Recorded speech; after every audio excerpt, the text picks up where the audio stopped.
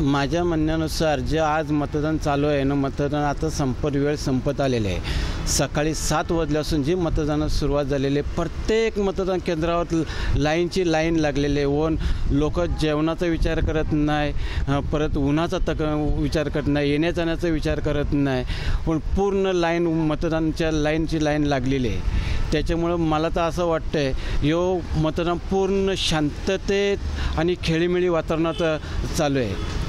पहिले माझ्या म्हणण्यानुसार प्रीतम म्हात्रेला असं सगळ्यांनी केलेलं आहे आणि उरण मतदारसंघात ही तिहेरी निवडणूक नेहमीप्रमाणे होत आहे।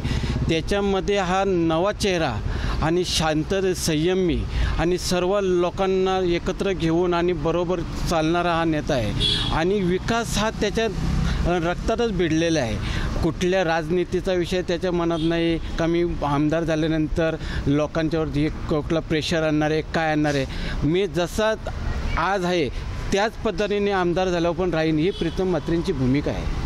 आता माझ्या माहितीनुसार जर प्रीतम म्हात्रेंनी उलव्यामध्ये जे कामाची सुरुवात केलेली आहे, त्यांनी अनेक सेक्टरमध्ये ग्राउंडची साफसफाई केलेली आहे, ज्येष्ठ नागरिक कट्टा केलेला आहे, पर ज्येष्ठांसाठी जिथे ते बाकडे बसवणे केलेले आहे। आपलं कोपरगावचं तलाव आहे तिथं त्यांनी 1 तास मेहनत करून स्वतः झाडू घेऊन तिथं 1 तास साफसफाई केलेली आहे आणि तिथं त्यांनी स्वतःच्या खर्चामध्ये जिम तयार केलेली आहे आणि योगासाठी सकाळी रोज लोक येतात, त्यांच्यासाठी बाथरूमची संडास बाथरूमची सोय बांधलेली आहे ग्रामपंचायतीच्या मार्फत, त्यांच्या पुढाकारानेच झालेले आहे। आणि जिथे इथं लोकांचं रस्ते कुठे खड्डे बुडले झालेले आहेत ते त्यांनी त्यांच्या माध्यमातून केलेले आहे आणि लाईटची जिथे इथं सोय नाही ते पण त्यांनी केलेले आहे।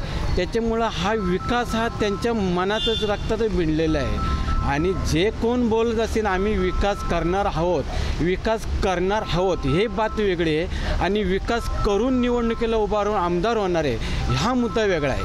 त्याच्यामुळे प्रीतम म्हात्रेंचा विषयच वेगळा आहे। बदलाव हा 100% झालेलाच आहे। ज्या वेळेला प्रीतम म्हात्रेंनी फॉर्म भरला त्याच वेळेला बदलाव झालेला आहे।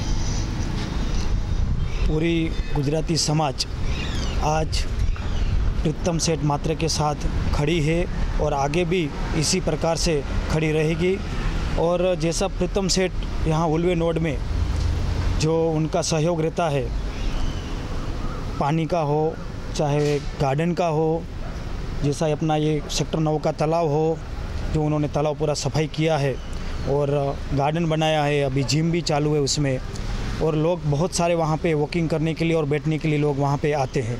और ये सब विकास देख कर के हम पूरी गुजराती समाज ने यह निर्णय किया कि हम प्रीतम सेठ के साथ खड़े रहेंगे।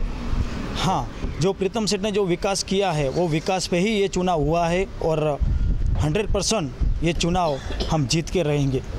अभी देखिए, मैं श्री कच्छ वागड़ लेवा पाटीदार चैरिटेबल ट्रस्ट का संस्थापक हूँ और हमने पूरी मेहनत की है और हमारे जितने मतदान थे उल्वा नोड में वो पूर्ण के पूर्ण 100% मतदान हमने यहाँ पे करवाया है, सीटी का बटन दबाया है और प्रीतम सेठ को हमने पूरी बहुमति से और यहाँ पे हम लाएंगे और उरण विधानसभा से हम बहुमति से उनको चुन करके विधानसभा में हम भेजेंगे। चलते चलते एक आखिरी सवाल, प्रीतम म्हात्रे जी जब विधानसभा में पहुंचेंगे तो उनसे पहली मांग क्या रहेगी? गुजराती समाज लेवा पाटीदार समाज की पहली क्या डिमांड और क्या मांग है? नहीं, हमारी ऐसी तो कोई मांग है नहीं। हमारा तो खाली सिर्फ रोड अच्छा हो, पानी हो और बिजली हो, बस यही हमें उनसे अपेक्षा है। बाकी हमें कोई और अपेक्षा नहीं है।